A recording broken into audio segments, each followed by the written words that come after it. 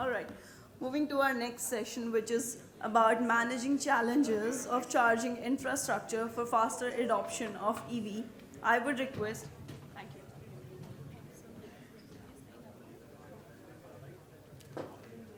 I would request our session moderator, Mr. Randhir Singh, founder 4C Advisors.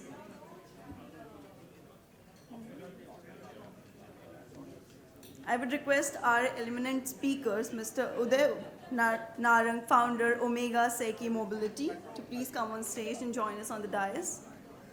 Mr. Mukesh Dadich, HOD Distributed Energy Resources and Non-Tariff Income, BSES Yamuna Power Limited, to please join us on the dais. Mr. Sandeep Bangia, Head Strategy, Business Transformation and E-Mobility, Gulf Oil Lubricants India Private Limited, to please join us on the dais. Mr. Victor David, Business Lead, Terra Charge, Terra Motors Charging Solution Private Limited, to please join us on the dais. Mr. Hitendra Vigamal, Head of Sales, Bright Blue, to please join us on the dais. Ms. Pranati Goswami, Chief General Manager, Electrical Oil India Limited, to please join us on the dais. I would humbly request everyone to please settle down. I would now request Mr. Kapil Muduneni, Fellow Terry, the Energy and Resource Institute, to please join us on the dais. I would request you all to please present a very warm welcome to our next panelist. May I please have a huge round of applause?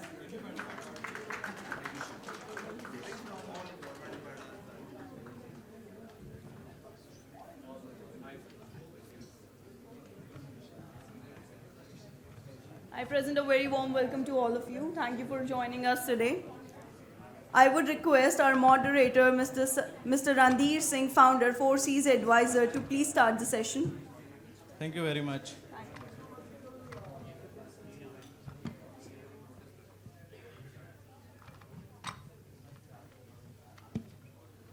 Thank you very much. I hope the last word of the previous session's moderator, that lunch is available, is not in your mind. You may need to wait for another 45 minutes. Please bear with us at least for 45 minutes. This session is actually very, very important, and this session on the charging infra is one. At the consumer's perspective, this is in everybody's mind. The range anxiety, how it has to be dealt with, what are the business models, whether this is already a commodity or we still need a lot of innovation in this, standardization is required or not required, what are the financing solutions available within this, what type of connectors are currently prevalent, what type of connectors we need. So a lot of things needs to be done, and we have a very eminent panelist with us. Before starting the introduction and other things, I should start with my introduction. So my name is Randhir Singh. I'm a founder of 4C Advisors. We deal in the EV value chain consulting. Earlier I was working with the Niti Aayog. I was the Director Electric Mobility at Niti Aayog.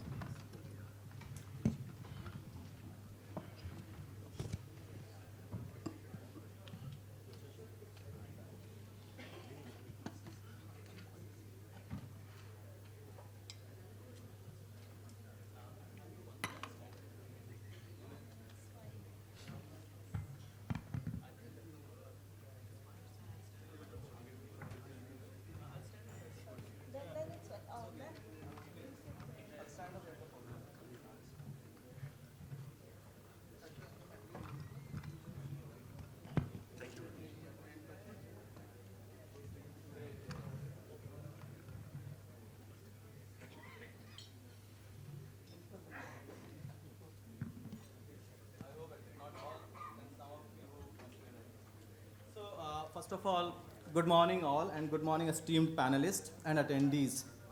As we stand at the cusp of a transportation revolution, it's imperative to recognize that the EV industry is projected to reach over 800 billion globally by 2030. In India alone, the EV market is expected to grow at a CAGR of 36%, reaching 6.34 million units annually by 27. Yet the success of this transition hinges on one thing, which is the robust charging infrastructure. Now, what is the strategic importance of charging infra? It is more than a convenience. It's a backbone of the EV ecosystem. Currently, India has around 6,500 public charging stations. Mind it, I'm talking about the stations, not the points. A figure far from adequate to support our ambitious target of 30% EV adoption by 2030. We have to expand this number by a factor of at least by 10 in the next 5 years to meet the demand of 2030, ensuring reliability and accessibility across urban and rural areas. There's one question which lingers around is about the standardization. It is one of the most critical challenges. I wouldn't say lack of standardization, but the support for the standardization. With over 70 different types of charging connectors in use globally, the risk of creating a fragmented ecosystem in India is actually real. Studies show that standardizing connectors and charging protocols can reduce infrastructure cost by 30%, increase consumer confidence, which is of course crucial for accelerating the adoption. Another aspect is of the financing. The financial challenge is actually very significant. When we move to the bigger, the chargers, the financing is actually required even at a single individual charger level. The estimated investment required to meet India's EV charging infra needs by 2030 is around 10 billion US dollars. This calls for innovative business models, not only the capex based, including PPPs, demand-driven financing mechanism to mobilize the necessary capital while ensuring ROI for the investors. In fact, by 2030, the power demand from EVs in India is expected to be 100 terawatt hour, which will require not just an expansion for our grid capacity, but also smart solutions like V2G. In fact, I will call it V2X, which can help stabilize the grid by feeding power back during peak demand times. Integrating renewable energy sources, this could further actually reduce the carbon footprint of EVs. Now finally, the countries like Norway and the Netherlands, they offer a valuable lessons in EV adoption, where charging stations are now as ubiquitous as stations, fossil fuel stations. However, India's diverse geography and economic conditions mean that localization is key. We need to develop a charging infra that caters to both the high-density urban areas and the more remote rural areas, ensuring equitable access to all. With this, and these are the thoughts which I had wanted to put in the minds of our esteemed panelists, I would start, the panel discussion. Before that, let me introduce you to our panel. We have Mr. Uday Narang. He's the founder of Omega CK Mobility. Thank you, Mr. Uday, for coming here. We have Mr. Mukesh. He's from BSES Yamuna Power. We have Mr. Sandeep Bangia. He's from Gulf Oil. We have Mr. Victor David. He's from TerraCharge. We have Mr. Hitender Vigamal. He's from Bright Blue. We have Miss Pranati Goswami. She's from Oil India Limited. And we also have Mr. Kapil from the TERI. Thank you very much for all coming. I'll start my question with Uday. It's more of a, about your company basically, about the commercial EV sector, particularly the last mile logistics. What innovative strategies are you exploring that charging infra for commercial fleet, not only widespread, but also in a way standardized, utilization increases, and also high uptime and low operational cost? Thank you very much. Great to be here at the National Conference of Electric Mobility. Thank you, Randirji. Know you from your previous avatar, and you've been a great proponent of the ecosystem and all the work that you did at Niti Aayog. I'm a big fan of yours, and thank you very much for always leading the charge in this country. Look, OSM has been on the front lines of green energy and sustainability for now over 8-9 years. We've put about 15,000 three-wheelers on the country. We've got a two-wheeler program, and we've got a four-wheeler program coming up soon. Hopefully, FAME 3 will be sorted in the very near future and not EMPS every 2 months. I'm hoping for that. But really, continuously OSM has been in the front lines of finding innovation, working, with new age companies, companies internationally.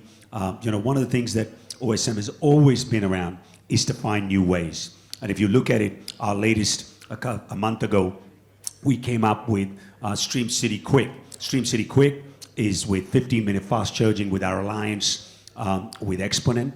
What it does, it gives, har bar 400 par. I'll tell that. We can do 400 kilometers in a day with a 15-minute charge. Now, what does that do? The IRR, or the TCO model for a three-wheeler passenger, is very, very... sir, can I excuse this? We're sitting in the front.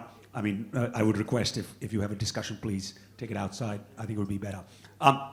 What I would recommend is that, we are continuously finding new ways of encouraging higher income. And Radhiji, in this country, we all talk about green energy and sustainability. If I ask for a show of hands, how many people have EV in this country? Can I have a show of hands in this group? Great to see, ma'am. Great to see some of these. Hardly anybody. And you know why, Randirji? Because two things. Either people don't believe in EV. Number two, it's costly, right? So the only way EVs are going to be popular is if the TCO model works, especially in the commercial sector. Meri jeb mein, and I'll tell you what, in the the logistics space, more and more people are asking for, even if I'm getting EV, forget the environment. Meri saving aani chahiye, tab main EV mein aunga. All right? So I think what OSM is continually doing is that bottom line, that TCO model. And I tell you, in the three-wheelers and the two-wheelers, the TCO model works. And any new technology, we're going to continually bring, and you'll see with swap, fixed charge, fixed battery, fast charging, new battery technologies, new motor technologies. I know time is limited. We have a big group, so I'll cut my answer down a little bit. Thanks. Actually, I come back on the question about the fast charger and your previous experience. What is the delta you're finding? But later. Yeah. But before that, I have a question with Mr. Mukesh. This question is regarding, the proliferation is happening very fast now. The chargers are getting put up. What are the solutions in terms of the grid adaptability you are putting up? What are the things which you are doing at your end? Yeah, thank you Ranjit and SHM for inviting us here and share our views in terms of what DISCOMs are doing in particular to meet the ever-growing demand of EV. So, as you told that by 2030 we will be needing this much of investment towards EV charging ecosystem. I'm not sure whether you have included the back-end infrastructure cost or not. So that is very essential, and that's where our role is there. We want this sector to grow, and parallelly we are also having some sort of analysis and calculations what sort of load is going to be on the grid. And as you talk about the fast charging, then as a system operator, my mind diverts towards the intermittency. It has to come in the grid while charging and not charging. If suppose 250 kilowatt charger are there, n number of, and they will be taking load simultaneously. After 15 minutes, the whole load will be gone. So how to handle that kind of intermittency and all these things? So yes, we are also geared up in terms of managing the evolving EV load. Still, we are in the, because there are not enough stations. If I talk about the public charging, the utilization is hardly 2 to 3% only. So we are not having that kind of enough data where it can be analyzed properly to draw separate load curves for EV under different category, domestic charging or maybe public charging or semi-public charging. However, in Delhi in particular, since this adoption of EV buses is already on rise, and we already have around 2,000 buses, and government plans to have it more than 8,000 in next 2-3 years. So there are greater data in terms of that, because there are already some bus depots operational on the ground. And so we have learned that the peak load of these EV bus depots is exactly coinciding with our already peak load of Delhi. So that is the concern. So there we have already started deliberation on different solutions to just manage this EV load. I believe in next 2-3 years, the EV load in Delhi itself will be around 500 megawatt, which will be huge if I compare the average load of Delhi around 4,000 to 5,000, barring the peak load of around 8 gigawatt. So, and it will be almost same throughout the year. And since we expect that whether it is day peak or night peak, it will be contributing towards my peak load. So yes, we are also gearing on not only in terms of providing the reliable power supply to all the EV charging stations, but at the same time, it could be managed in a most optimistic and more proper technical way as well. So later on, we will be discussing the solutions, how we are doing that. I see the load on grid and load on BSC is increasing proportionally. Sandeep, over to you. Can I call you a veteran in EV charging? If you don't mind. You can call me anything, you are a friend. So I'll leave it up to Sandeep. How I think it would be interesting to understand, Tata Power and after that I'll not name things, but the charging infra journey as such in this country. I think you would be the right person to actually tell us this thing. You have seen it from the manufacturer perspective, from the CPO perspective, and also in your current role. One important thing which I also want you to elaborate about the efficiency of the EV charging infra, which is currently being deployed. So, first of all, thanks SHM for getting me. Excuse me, can I request gentlemen to, thank you very much. Thanks. So, first of all, thanks SHM and Randhir, and for the wonderful panel that we are in. So, I think my learnings from the EV charging infrastructure broadly are, very broadly, it is one or two, I would say. Rest of them are typical business challenges that anybody would face anytime. Number one challenge is the awareness as to people. When you say that you want to put up an EV charging infrastructure here in a particular location, I think it is seen as an opportunity to make money in some sense. It's reminiscent of the telecom towers. Tower lagaoge to paise de do. So I think that people do not, and which is changing very fast. People do not realize sometimes that this is an amenity which is going to ensure better walk-ins for your own business, independent of anything else. So when you go across on the highways, the food courts and all of that are the places that you would typically want to put up charging infrastructure. When somebody approaches them to put up chargers, ask for money. But what they don't realize sometimes is that if these chargers are there in that food court, their footfalls and their business of food itself will go up, leave aside the charging piece. So I think that's one part, which is the awareness, and that is changing. People like charge point operators, like people whom I had worked for, they are doing this change very, very dramatically. Second thing, I think it's to do with Mukesh ji's department, so to speak. While India is a power surplus country, I don't foresee a problem in the power generation segment. You talked about 100 terawatt hours. India will be able to generate. Even now, we have a power surplus situation. But the problem is at the distribution local level. If I need a charger at, let's say, 240 kilowatt at a particular location, there is not enough transformer capacity to pull that power. It does not mean that there is no power. There is no distribution node which is available which can give you that power. So when we talk about globally, and let's say in one of our investee companies, megawatt charging, no, megawatt charging is all fine, but where is the power that you would get to? Again, it is not the power which is not available. And when you approach the DISCOMs, they don't say no, but they don't say when. Ab approach karo, you apply, and it takes forever sometimes. And then they ask you to, because they are in a lot of power companies, which not necessarily the privately owned companies, but the government companies are stressed in terms of finances. So you ask them to upgrade their infrastructure, they don't have the money. So they ask, aap hi laga do, transformer. Now that suddenly changes the equation. So I think amongst all the other challenges, these are the two things that come to me very, very strongly. Which the first one, I have a problem solution in sight. Second one, I think is going to take some more time. Government is doing a lot to, sort of mitigate the second one as well.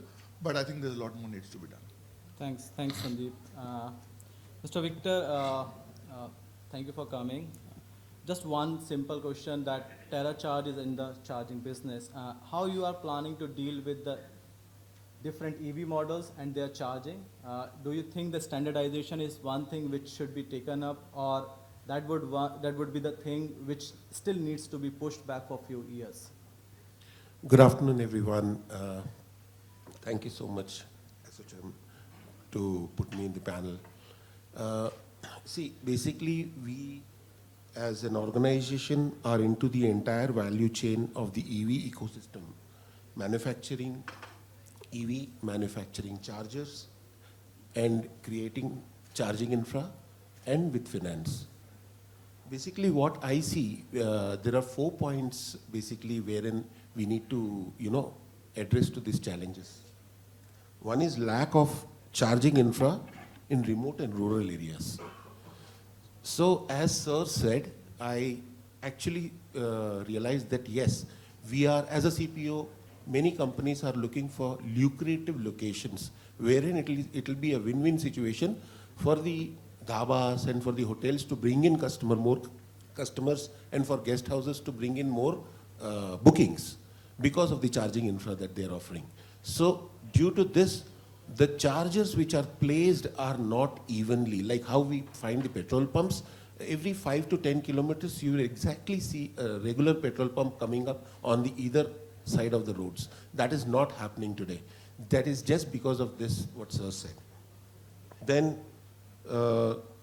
government should demarcate areas evenly with grid in close vicinity to reduce load acquisition cost. So this is one more point wherein we see that, if government demarcates areas pan-India, that these are the areas that you can put up the EV chargers. So that will be a great step towards, organizing this charging business, public charging business. Increase renewable energy source in rural areas, decreasing grid efficiency, like grid dependency rather. Now, limited grid capacity, frequent power cuts, availability of requisite load, daytime charging from solar and switch to grid during night. So this is one challenge that we need to answer. Then there are technological limitations, like we have network issues, connectivity issues, and most importantly, I would emphasize on 2 points here. Why don't we have a common platform for all apps? I would like to ask Madam if she's got an EV, how many apps has she downloaded? She has to go to 5 different or 6 different apps to find chargers to charge en route. So why don't we bring all this under one platform wherein you will see all the chargers on one single platform, so that it will be at a ease for the EV user to charge. Why is the tariff not same? On a petrol or a diesel, you go pan-India, the difference might be hardly 1 or 2 rupees. Why is it that government is not standardizing AC charger tariff to be at certain level and DC at a certain level? Lack of knowledge of an EV buyer is an aspect again. Lack of knowledge to create public charging by an individual also is a challenge. Regulatory policy of barriers. Load acquisition, time and cost. We all know it costs a lot to get a load acquisition of maybe 100, 200, 500 kilowatt. EV meter tariff. We say that EV meter tariff is subsidized, but there are so many surcharges added to it that it almost comes to just a small difference between a commercial connection and an EV meter. Standardized per kilowatt rates, as I said, this is what we need to work through. Thank you so much. Yeah. Thank you, Mr. Victor. I think I'll again ask Mr. Hitendra the same question about the standardization and what are your views about it? How to deal this particular issue, at the Bright Blue, what things you are doing? Okay, so I'll introduce myself. I have been there in this industry for e-mobility for nearly 5 years. Before that, I was there in automation. So having worked in companies like ABB, which are global giant in EV charging, and right now I am contributing at my best in Bright Blue, which are localizing the AC Type 2 chargers in India. So coming to the standardization point, so I'll say the standardization in the four-wheeler market has happened. First of all, let us come to a point of passenger cars. It has come to a point where all the vehicles are standardized onto the CCS2. Yeah. We had that problem pre-2020 when we had Bharat DC001 and Bharat AC001, but I think all the vehicle manufacturers took a lead from a giant like Tata, and they entered into the market with CCS2, and CCS2 is right now the way to go ahead. Now coming to the other vehicles, pickup trucks and other things, so you'll see even the OSM, AL, Montras, they're all there on CCS2. They're coming up with CCS2 only. So that resolves. Not really. No, their four-wheeler trucks are on CCS2. Some of them, I've seen them recently, 2 months back. I don't know whether they have been launched or not, but still, they're on CCS2.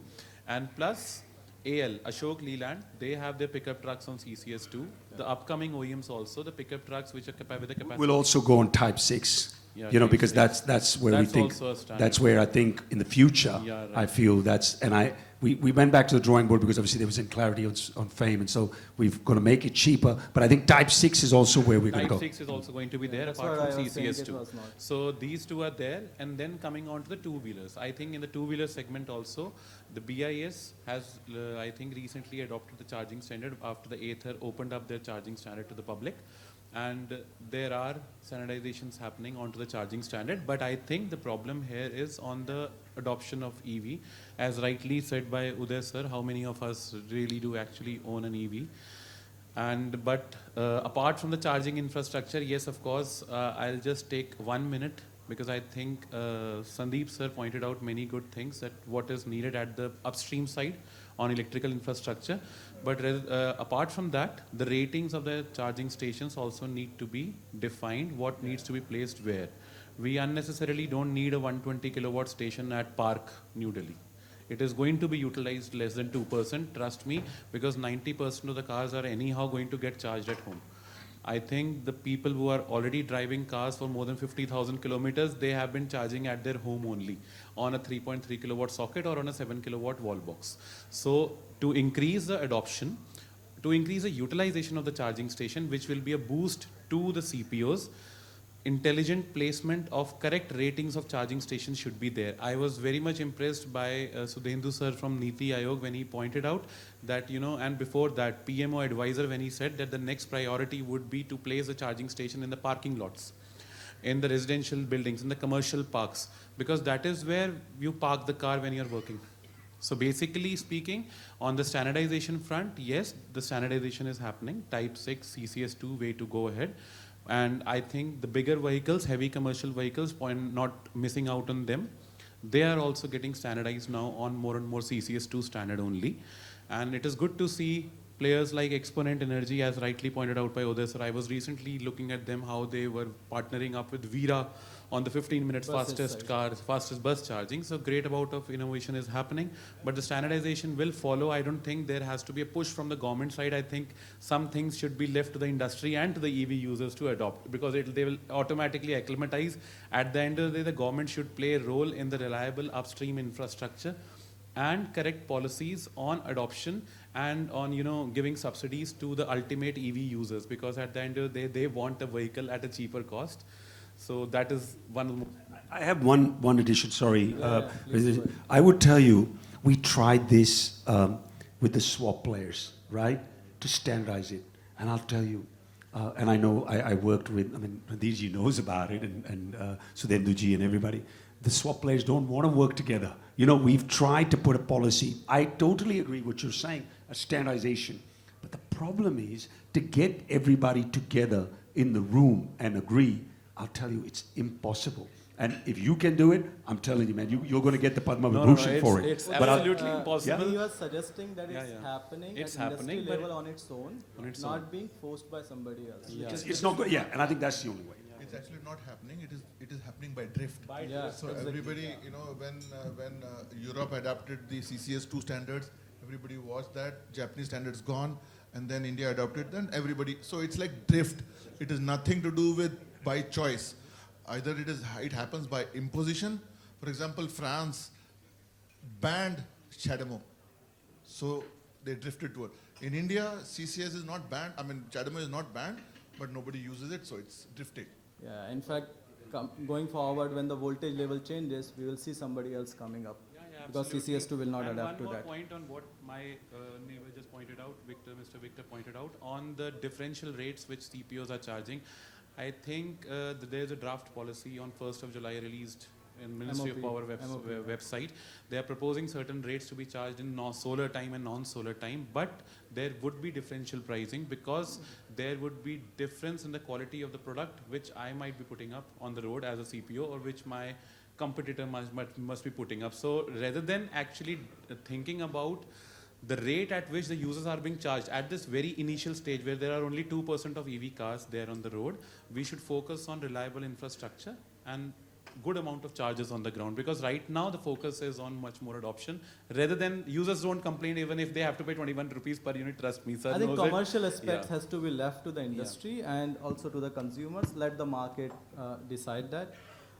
Coming back to Ma'am Goswami, so I see the EV charging as one of the strategy for the oil marketing companies as transitioning to the different segment of the energy. How do you see, your organization planning to support the EV charging, whether they are going to, involve in as a CPO or they are going to provide the land to the CPOs to come and operate that? What level of engagement and, of course, what level of investments you are envisaging? First, I would like to thank that SOSM for giving me the opportunity to be part of this event. For one thing, that I am not from an oil marketing company. I am from Oil India Limited. It is an upstream oil and gas company which produce oil and gas, and we give it to refinery, and that all this product goes to all this audience here. We are having vehicle in the form of petrol or diesel, because I have seen only 2-3% having the EV here. Okay, yes, but we know the effect of that fossil fuel in the climate change, and we are the first company in India. We developed that fuel cell EV through our startup initiatives, and it was launched by Honorable Prime Minister of India in India Energy Week 2022. So I mean, for that we have also have a green hydrogen plant, pilot plant we have set up, and we have also run this fuel cell hydrogen bus in our township, and we have not got that approval to run. Trial and is going on for 1 year, and after that we will run it from our Jorhat one township to Kaziranga National Park and then to the Dibrugarh. So basically we are in EV, but in the form of fuel cell EV. Here we are talking about the charging station channel, but when we go for fuel cell EV, in that case, if we have a green hydrogen, that will come from the renewable source of energy. So when it is green hydrogen, then the charging station will be, electric charging will be not required. But if we need again green hydrogen, there are certain difficulties are there, but it can be converted into green ammonia, and from the green ammonia, it is cracked at the petrol pump and all, so the hydrogen can be developed, can be produced, and that hydrogen can be used for the fuel cell EV.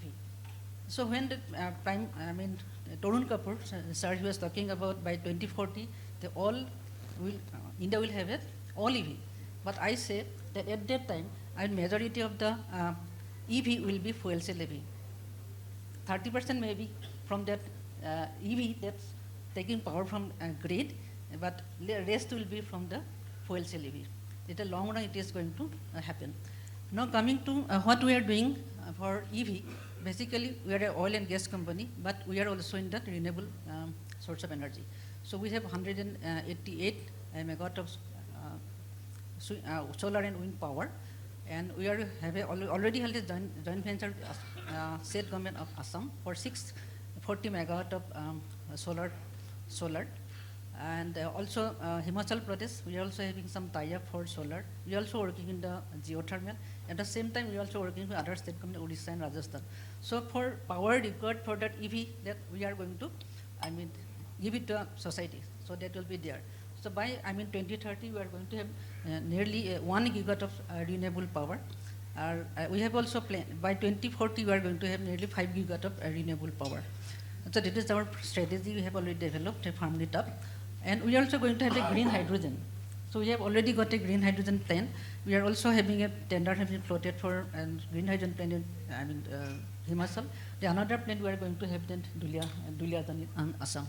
So green hydrogen will be available for fuel cell EV. We are going to provide it, but for that policy has to be developed. It will take time. Hardly maybe 3-4 fuel cell EVs in India. By 2030, maybe at least 100 EV maybe, fuel cell EV may be available in India, I think. And by 2040, majority may be all the fuel cell EV. Long time to go. But here we are talking about charging station and all. Charging station Ma'am, and all. that'll be 100 and 200. It's May too not be small so, a but- volume but it'll be more for Yeah. the buses. I don't Yeah. see this happening at the ground. India में buses बहुत कम buses में चलता है. लेकिन I think the other part of the logistic movement, I think hydrogen is the right way for bigger vehicles Yes, and the yes, heavy yes, duty yes. tons. But I think Yes, on the yes, cargo yeah. sector, but I think it will take some time because Yes, yes, green yes. hydrogen is not so easy to get. Yeah, but we are working on it because we are going to produce the green hydrogen. For that EV sector, we are e-mobility. We are going to give that renewable power. But while you're discussing about the EV charging station, we need to think about the energy storage system. That is also to be developed equally, simultaneously. That's correct. In Then fact, when When you talk about talking about the running the charging at the daytime, and but that time I have to charge at the same time I have to run it also. So in that case, what I will do that we need to have the round the clock renewable power available. For that, energy storage is the must one. Then only we can talk about that net zero commitment. Otherwise, that for charging the EV, that grid power will be taken at the night time, and then that our net zero commitment will not be fulfilled. right. So energy storage and round the clock availability is the must for having e-mobility commitment. Yes. I mean, we all have our thoughts about the hydrogen and, of course, the other aspect which we talked about, but let's take this off the stage later on. Maybe, Kapil, sorry for making you wait for so long. As a fellow, I would like a quick take of yours, looking at the industry as such. At TERI, what TERI is doing, what studies you are doing right now, and what is more relevant thing you have found, one thing which you want to point it out. Sure. First of all, thank you for this opportunity with the eminent panelists. At TERI, we have been supporting organizations in this EV transition. We are working closely with the shipping industry, because being a major logistic player, how their carbon emissions can, per ton of cargo handled, can be reduced. So we are working on frameworks and pathways so that the adoption of EV can happen over there. In addition, we are working closely with Indian Railways, Speed Post, and several other partners, wherein this transition can be made just by looking into the skilling aspect, by looking into the other aspects associated with the transition. Now, there are a couple of interesting developments that I want to share with the panelists. One, that maybe few years down the line, maybe 10 years or 5 years down the line, we will be having batteries coming out from the EV vehicles. Why not use it for second life? But when I mean second life, it is not a typical low power kind of an application, but for high power application, maybe for running mills, maybe for running your commercial spaces, using it for backup and also integrating into the renewables. That is one proposition. The other thing is globally what is happening.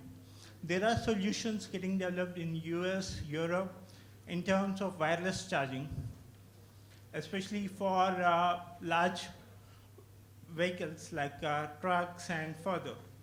So for India to adopt such technologies, why don't we think about certain maybe pilot studies or evaluation kind of things, so that going forward, we will be in a position to adopt these new generation technologies which have their own advantages, which are in place. In addition, I want to share my thought on the trucks, because that is going to be one of the important player in adoption of EV and reduction of carbon emissions. Why not we have solutions where on-the-go charging for a truck can happen? Maybe you can have, for the larger trucks, solar panel deployed on the top, and they do support. Yeah, the opportunity charging is the one. Yeah, so these are some of the initial thoughts that I'm sharing. Thanks, Kapil. Mukesh, quick question to you. The scheme which has come out for the rooftop solar, there will be a lot of decentralized power generation with this. I don't know what is the impact in Delhi in particular. I'm sure you must have analyzed about it. And that you talked about the intermittent management of the power, which is going to come up because of large penetration of four-wheelers, which I think the Delhi is going to lead in that aspect. These two questions I want to put forth for you. What are the things, particularly from BSES, you are doing, and what you advise should be done? Yeah, so 2-3 quick responses on the topics pertaining to DISCOMs. One is that, yes, I agree that we have enough generation capacity nowadays. But the question is that when the demand will come and how much capacity will be available on power, that is most important. So having 400 gigawatt is a separate thing, and but available capacity is 240, 250 gigawatt is a separate thing, and how much is dispatchable in terms of that. Also, the transmission side, there are some constraint, and distribution side, we already know that most of the distribution systems have been created on as and when basis only. If there is a demand in that particular area, then only the system will be created. So that's my simple answer to that. The second one is that by adopting more and more EV, probably everyone sitting in the hall will agree with me that it's a matter of reducing the tailpipe emission kind of thing only. So we are shifting the pollution from the city or the load center from a generating center. So again, the onus is on the generating company and the beneficiaries or the procurers, which is essentially the DISCOM in Indian context, to have more and more renewables in their power portfolio. So that's our responsibility. That's so where that, Oil India is working. Yeah, definitely. And that's where the whole thing revolves. If EV adoption has to increase, then obviously the renewable mix has to increase in the grid supply as well. And thirdly, since we are going to face some technical challenges in terms of management of grid, so I urge the industry as well to find innovative solutions. Let's take an example.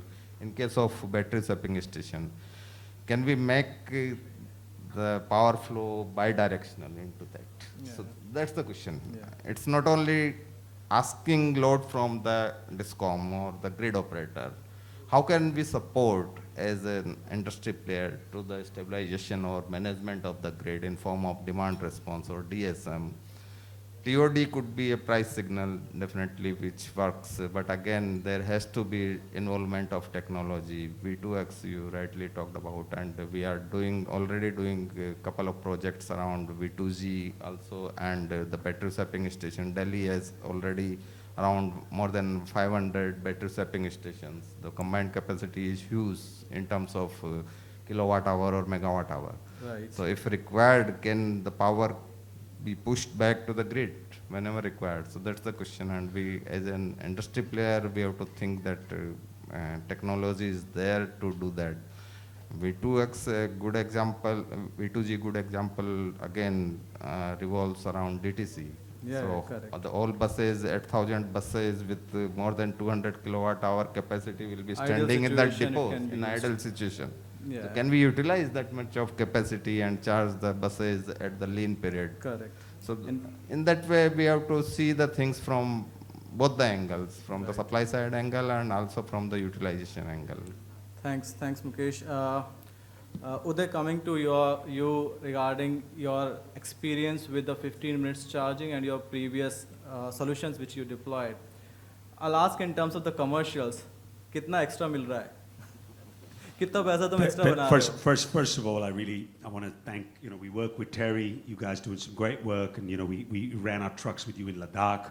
I mean, I think, the things that you talked about, really important. I think definitely needed to be thankful of how much work Terry does in this space. I don't think we thank enough all the people that are doing this great work. इस country में और रणधीर जी, अब अगर आपने हिंदी में बोला तो मैं अपनी हिंदी में बहुत काम कर रहा हूँ. मैं बाहर बहुत 10 साल रह के आया, तो मैं अब हिंदी में कोशिश कर रहा हूँ. तो देखिए, इस कंट्री में हम सब लोग दो चीज़ें सोचते हैं. नहीं, I asked in Hindi, but Ah, you can you want answer in English, English. okay. Yeah. Okay, so look, in this country, what we really want is, for me at least, and I'll say this honestly, I'm a big fan of Martin Luther King, and he said, I have a dream, that speech. I have a dream this country is much cleaner and greener. पैसे तो हम बचाएंगे ही बचाएंगे. Otherwise, none of you, you do care about the environment, but you don't care about the environment. But Uday, specifically On 15-minute fast charging, yes. If the network, I'm going to answer that question. If the network is there, but I'm coming up with some technology right now where even if the network isn't there, you'll still get 10-minute fast charging, hopefully on Type 6. So I think the money delta on Exponent is obviously you're talking about my previous avatar with Log9 and now with Exponent. I think the delta is huge. I think you'll see a 20-30% increase in price, because 15-minute fast charging gives you a New York City cab or a New York City cargo that you just run 24 hours. It's even better if you have it with a network than a swap, because swap में अभी battery की issue रहती है. You don't have all the batteries in the right time at the right place. I think that's going to change. I work with Sun very closely. So but I would tell you, with Stream City Quick, Rage Plus Quick, we think we can save probably 25, but I think probably 35% increase efficiency. But I got to get the network. I'm also working where we don't have the network. And so for me, that'll get the scale in tier 2, 3, 4 cities where we can push this out across this country to get the scale. So I think, but there are continuous new technologies that are coming up. I reach out to everybody. As long as it makes India better, I'll bring you a better technology. I'll keep pushing that. That's actually good. You need to, yeah, please. We are discussing about fast charging, okay? So why are we not working on a fast charging? I mean, this is also there. I mean, I heard somewhere. I mean, Surge charging you are talking about? Flash charging, yeah. So, There's work. Look, every new technology matters. Let's catch up later. I know Randeep ji has got moderation and timeline. We'll catch up and then absolutely we'll talk about that. so because of the paucity of time, we have to finish this. We can take this up later. So, but just quickly to your question. So there are two things. One is the charger, one is the battery. The charger cannot push more than what battery can take. You need to have that type of battery.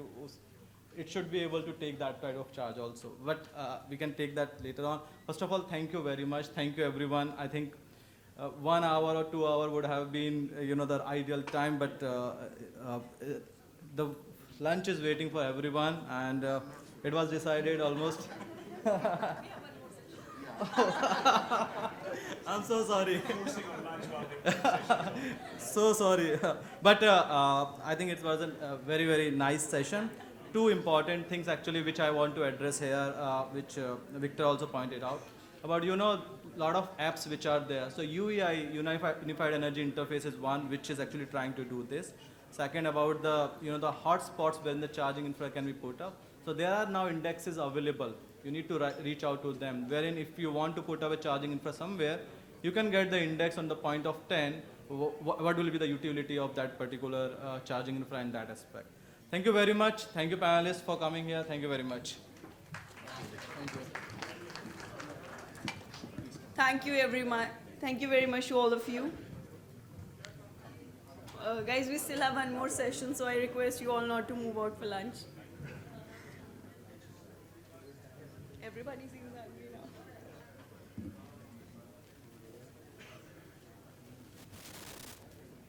Thank you very much.